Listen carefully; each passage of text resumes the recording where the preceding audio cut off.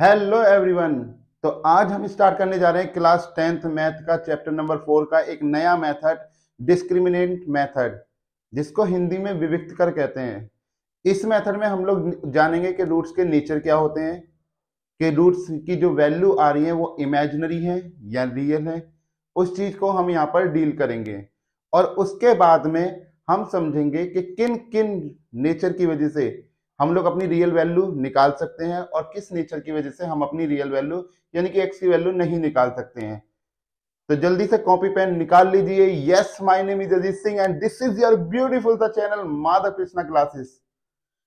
तो देखिए, जैसा कि यहाँ पे मेंशन है, हमारे पास में आज का मेथड है हमारा डिस्क्रिमिनेंट मेथड। तो देखिए इसमें क्या है, हमारी जनरल इक्वेशन होती है। जनरल इक्वेशन क्या बताई थी हमने अपनी, a x square plus b x plus c equal to 0। Discriminant method के लिए को हम डिनोट करते हैं डी के साथ में, जिसका फॉर्मूला होता है जिसका फॉर्मूला होता है डी इक्वल टू कोफिशिएंट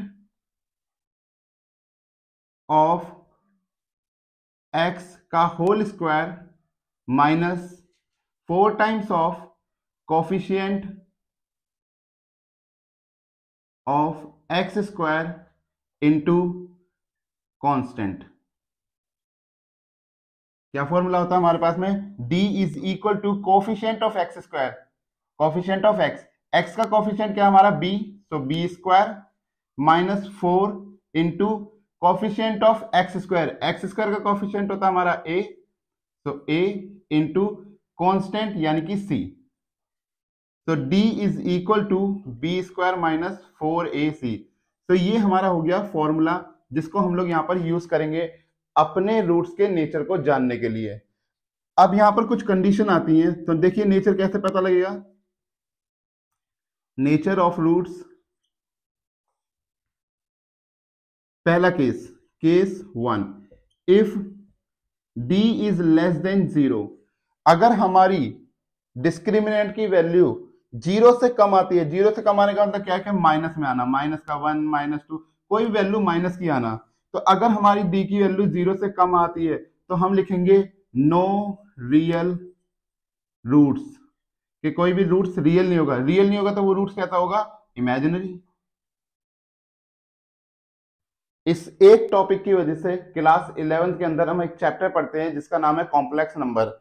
वो सिर्फ इस एक टॉपिक की वजह से जनरेट हुआ है, क्योंकि यहाँ पर ये जो इमेजिनरी वैल्यू है उसको भी वहां पर फाइंड करना पड़ता है कि ये इमेजिनरी वैल्यू आई कहां से और इसकी क्या क्या वैल्यूज हो सकती हैं।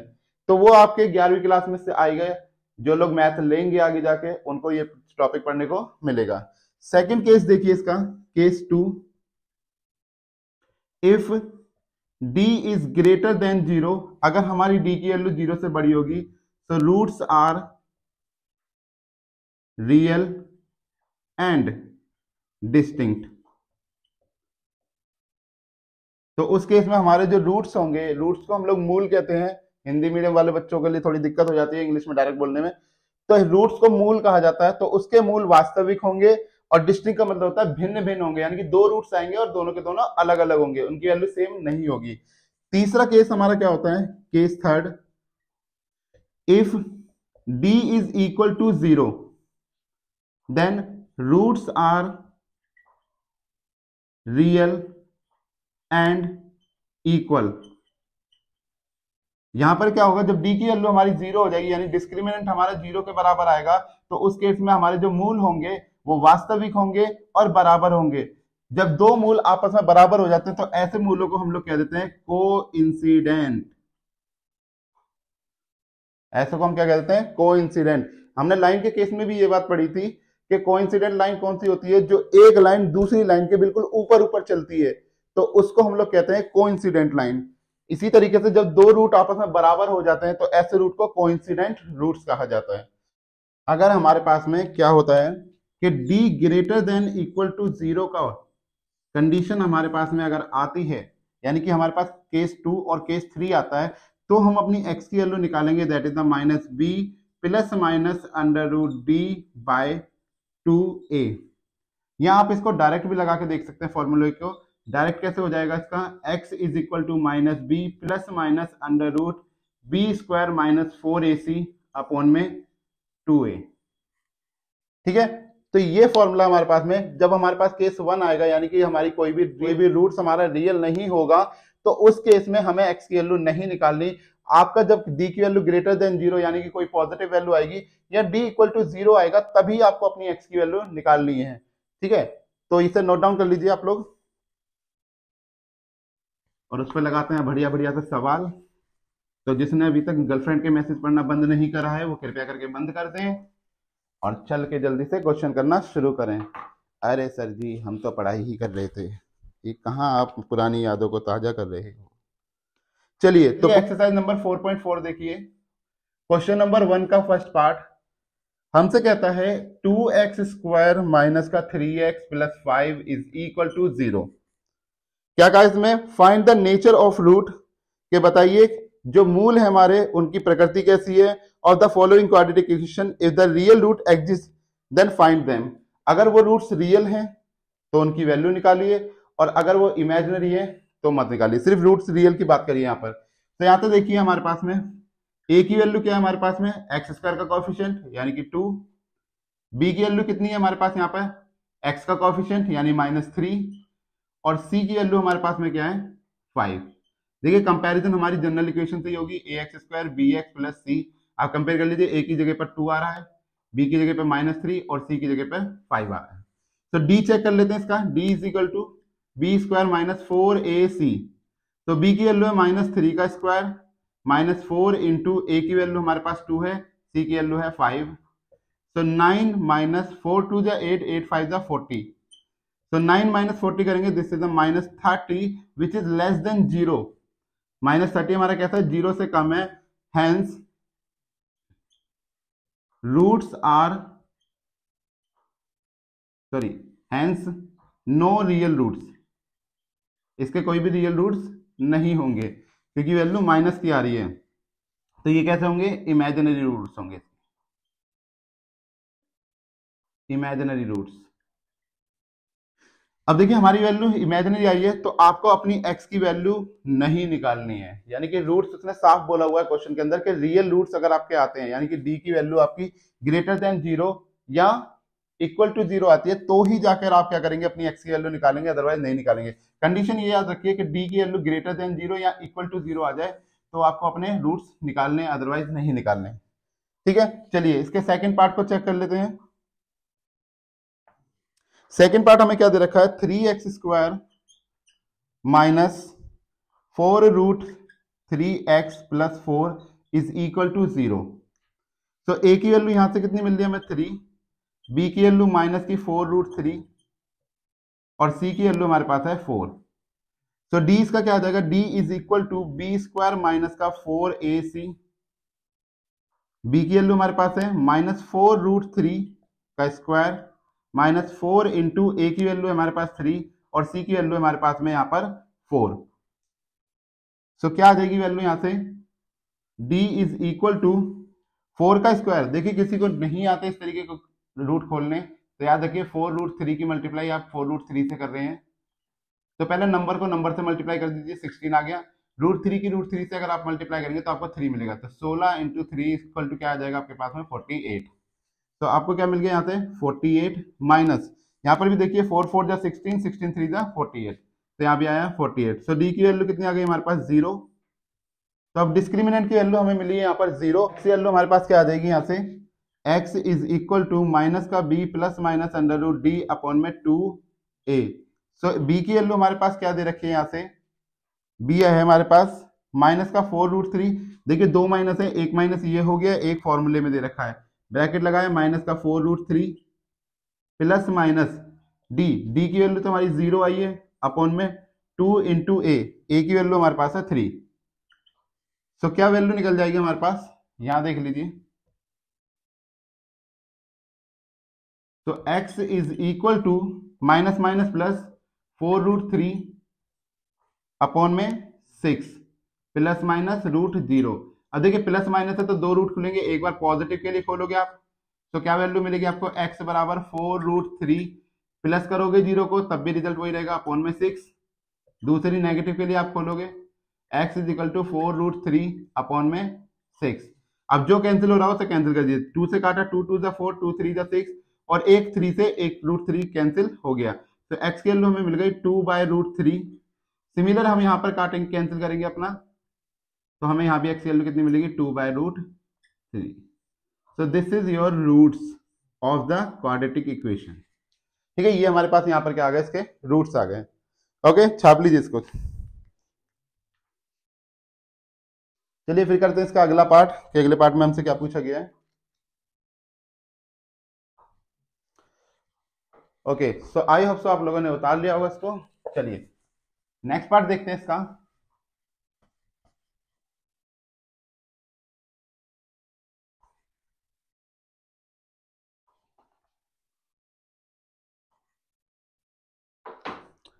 थर्ड पार्ट में हमसे कहता है, क्वेश्चन नंबर 1 का थर्ड पार्ट, ये कहता है यहाँ पे 2x² माइनस का 6x plus 3 is equal to 0।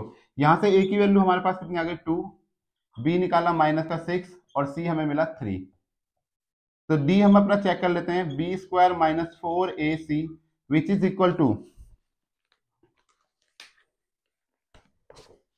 b की वैल्यू कितनी है -6 का स्क्वायर माइनस 4 इंटू a की वैल्यू हमारे पास है यहाँ पर 2, और c की वैल्यू हमारे पास 3। तो 6 का स्क्वायर होता है 36। अब बहुत से आप में से गलती करते हो कि -6 का स्क्वायर खोला तो यहाँ पे 36 तो लिखा लेकिन माइनस लगा दिया। देखिए ये स्क्वायर हो रहा है, स्क्वायर के केस में क्या होता है कि -6 की गुना आप -6 से कर रहे हो, तो दो माइनस जब आपस में मल्टीप्लाई करेंगे तो वो बन जाएंगे प्लस, और यहाँ पर आएगा प्लस का 36। तो गलती मत करना, ये छोटी छोटी गलतियां क्वेश्चन गलत कर देती हैं। -4 2 जा 8, 8 3 जा 24, तो 36 माइनस 24 आप करेंगे तो आपको रिजल्ट आएगा 12, यानी डी की वैल्यू आपको क्या मिल गई यहाँ पे 12 आ गई। अब हम अपनी x की वैल्यू निकाल लेते हैं। So x is equal to -b plus minus √d upon में 2a। ये मार्कर हो गया है खराब हमारा, तो देखिए यहाँ पे आगे, तो b की वैल्यू हमारे पास में कितनी है, b की वैल्यू हमारे पास आई थी -6, तो माइनस की 6 प्लस माइनस डी की वैल्यू हमने निकाली √12 अपॉन में 2 इंटू ए की वैल्यू हमारे पास थी 2। तो क्या आ जाएगा यहाँ पर x इज इक्वल टू, ये माइनस मिलकर बन गए प्लस, तो प्लस का 6 प्लस माइनस 12 परफेक्ट स्क्वायर होता है हमारा किसका 2√3 का। जिसको नहीं आते हैं फैक्टर तो वो फैक्टर निकाल लो। पिछले लेक्चर को हमने फैक्टराइजेशन पे ही करा था। चलिए देखिए 12 के फैक्टर क्या होते हैं 2 इंटू 2 इंटू 3। तो देखिए यहाँ पर पेयर इसका बन रहा है, हम लोग जानते हैं कि रूट से पेयर कैंसिल हो जाता है। कैसे कैंसिल होता है, देखिए यहाँ पर बन जाएगा ये 2 का स्क्वायर, और इस पर अगर लगा रूट तो स्क्वायर से रूट कैंसिल हो जाता है। ठीक है, तो ये आ गया 2√3 अपॉन में हमारे पास क्या आ गया यहाँ पर अपना 4। तो एक बार खोलेंगे इसको प्लस के लिए, पॉजिटिव के लिए, तो क्या हो जाएगा x is equal to 6 plus 2√3 upon में 4। तो यहाँ से देखिए 2 आ रहा है कॉमन हमारा, तो बचा क्या 3 प्लस √3 अपॉन में 4, तो 2 2 जा 4। तो 3 प्लस √3 की वैल्यू हमें कितनी मिल गई यहाँ पे, x की एक वैल्यू आ गई हमारे पास में 3 प्लस √3। अब दूसरी वैल्यू खोलेंगे नेगेटिव के लिए, तो नेगेटिव क्या आ जाएगी x is equal to 6 minus 2√3 upon में 2। तो यहाँ से भी 2 हमने कॉमन लिया, तो 3 माइनस √3 अपॉन में 2, सॉरी 4, यहाँ तो 2 है, तो 2 2 जा 4। तो क्या आ गया 3 माइनस √3 अपॉन में 2। तो ये आ गई हमारी x की सेकंड वैल्यू। ठीक है, तो यहाँ पे देखिए हमारी पूरी कंडीशन हमें समझ में आ रही है। मैंने शुरू में ही कहा था कि अगर हमारी d की वैल्यू ग्रेटर देन या इक्वल टू 0 के आएगी तो ही हमें x की वैल्यू फाइंड करनी है। अगर d की वैल्यू लेस देन 0 आती है तो आपको x की वैल्यू फाइंड नहीं करनी है। ठीक है, नोट डाउन कर लीजिए इसको, फिर चलते हैं हम अपने स्टेटमेंट क्वेश्चन की तरफ।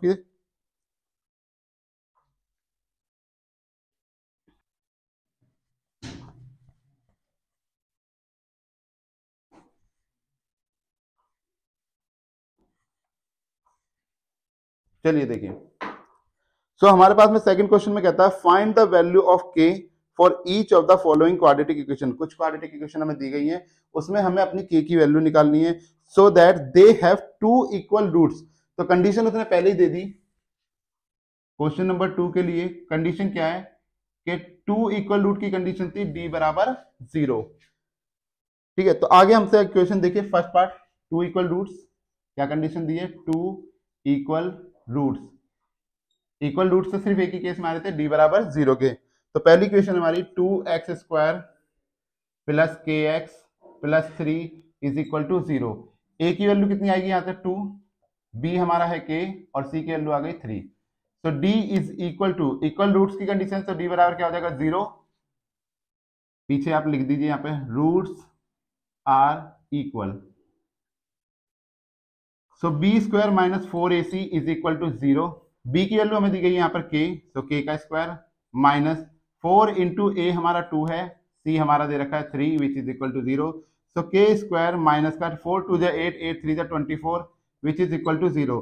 सो k square is equal to हमें मिला 24 और k की वैल्यू आ गई हमारे पास में अंडर रूट 24 प्लस माइनस। देखिए जब भी क्वाड्रेटिक फॉर्म बनती है तो हमेशा आप जब भी इस पे क्या करेंगे, इसके स्क्वायर को शिफ्ट करेंगे वहां पर, यानी कि इस पे से आप क्या करते हैं पावर को चेंज कर रहे होते हैं, तो इसको जब शिफ्ट करेंगे तो यहाँ पे हमेशा दो वैल्यू आपको मिलेंगी। क्वाड्रेटिक इक्वेशन हमेशा दो वैल्यू देता है।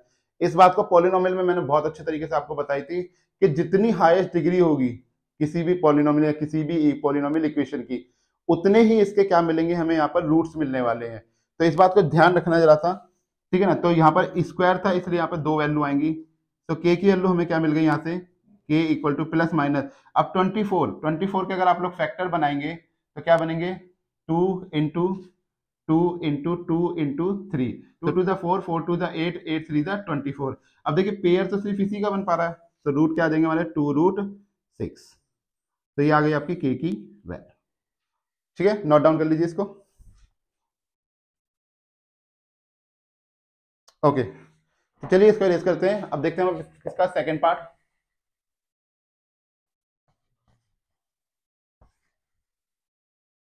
देखिए सेकंड पार्ट में हमसे कहता है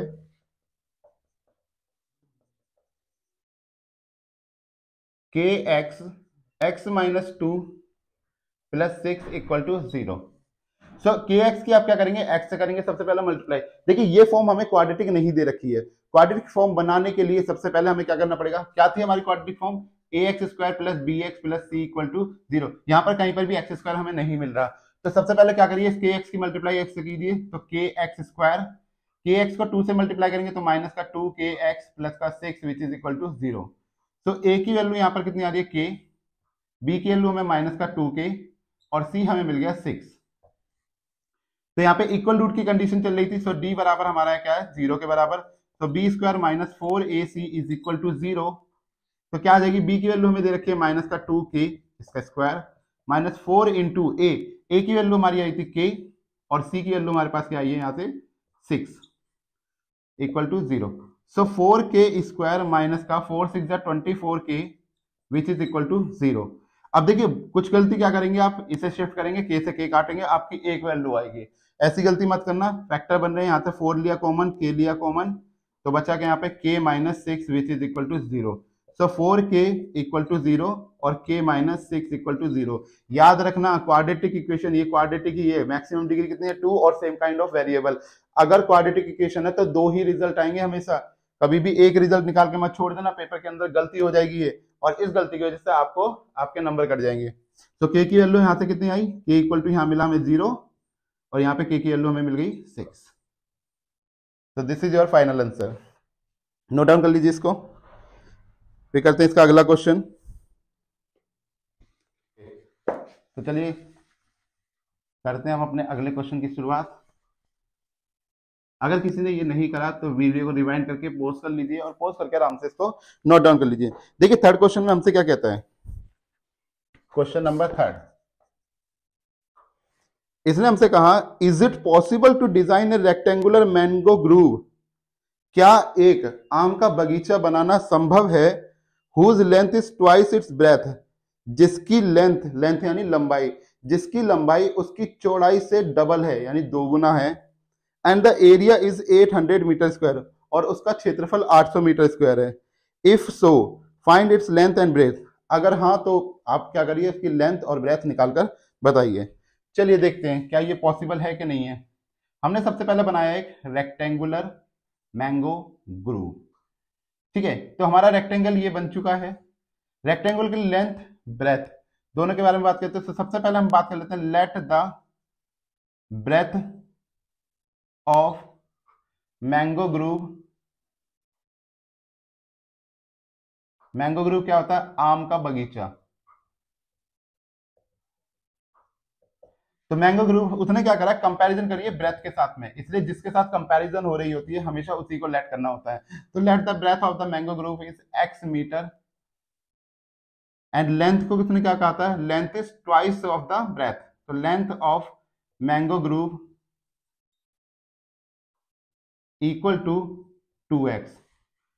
एरिया कितना दिया उसने हमें? Area of mango grove, area उसने दिया 800 मीटर स्क्वायर। तो देखिए एरिया ऑफ रेक्टेंगल क्या होता है? Area of rectangle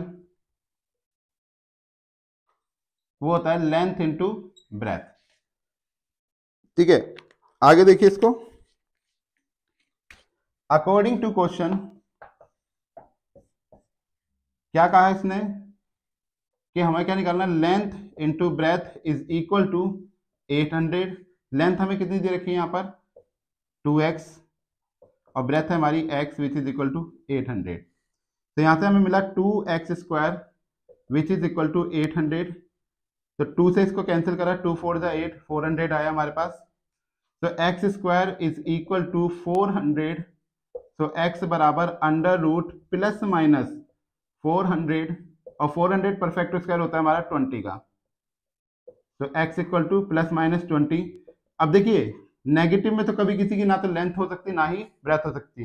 last time भी मैंने एक एग्जांपल दिया था कि अगर आप माइनस की 2 रोटी मम्मी से मांगने जाओगे कि मम्मी आज मैं माइनस की 2 रोटी खाना चाहता हूं, तो मम्मी 2 थप्पड़ तो दे देंगी लेकिन माइनस की 2 रोटी नहीं देंगी। ठीक है, तो क्योंकि नेगेटिव चीज कैसे जनरेट करी जाएगी? क्या हम आटे के अंदर घुस जाएंगे? आटे के अंदर घुस के तो हमें रोटी मिलेगी नहीं।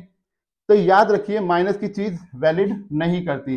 अगर कोई चीज रियलिटी में होगी तो उसकी कुछ ना कुछ वैल्यू होगी, चाहे वो 0.0000 100 बार जीरो लग के एक डेसिमल आ जाए, यानी कि कोई भी एक 1 2 3 कुछ भी लिखा आ जाए, लेकिन उसकी कुछ ना कुछ वैल्यू होगी। तो यहां पर देखिए हमारी एक्स की वैल्यू क्या आ जाएगी? 20 मीटर की। यानी कि हमारी जो ब्रेथ है, ब्रेथ कितनी आई है? 20 मीटर। और जो लेंथ आएगी हमारी वो आ जाएगी 2 into 20 which is equal to 40 metre. तो उसने जो हमसे पूछा था उसके लिए रिजल्ट क्या हो गया? Yes it is possible.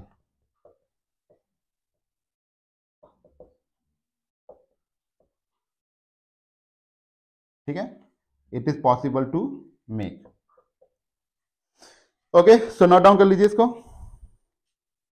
फिर चलते हैं हम अपने अगले क्वेश्चन के लिए। अगला स्टेटमेंट देखते हैं उसमें क्या मांगा है, क्या पूछा हमसे। Okay, so I hope so आप लोगों ने उतार लिया होगा। चलिए नेक्स्ट क्वेश्चन देखते हैं। Okay,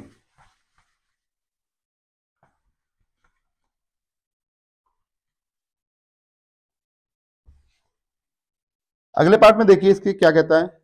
is the following situation possible? क्या यह परिस्थिति संभव है? If so determine their present age. अगर हाँ तो उनकी वर्तमान आयु निकालिए।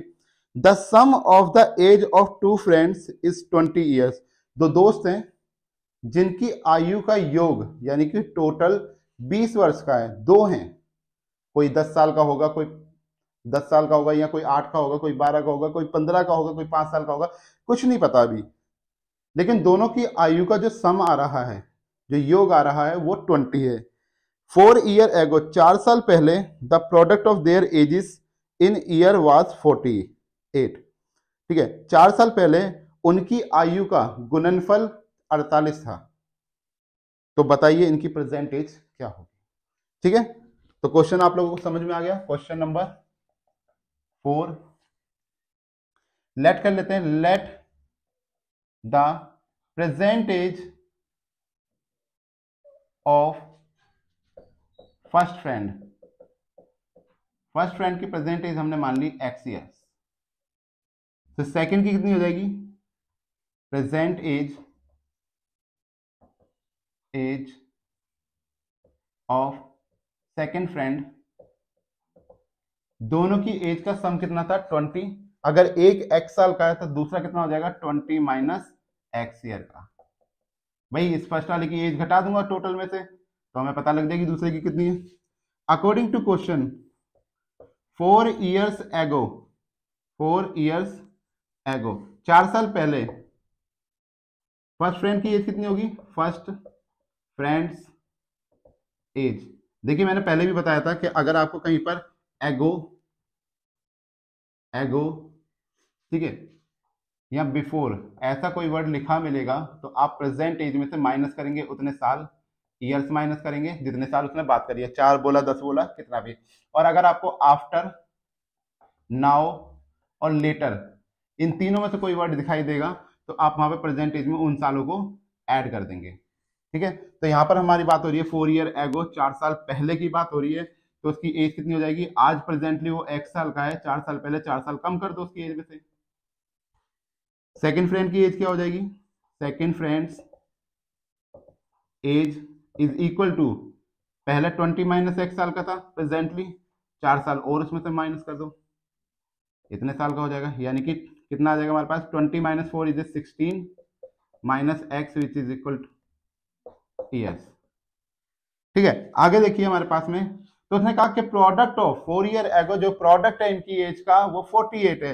तो प्रोडक्ट का मतलब लास्ट टाइम भी बताया था, प्रोडक्ट का मतलब होता है मल्टीप्लाई होना, गुणनफल होना। So x minus 4 multiply 16 minus x which is equal to 48।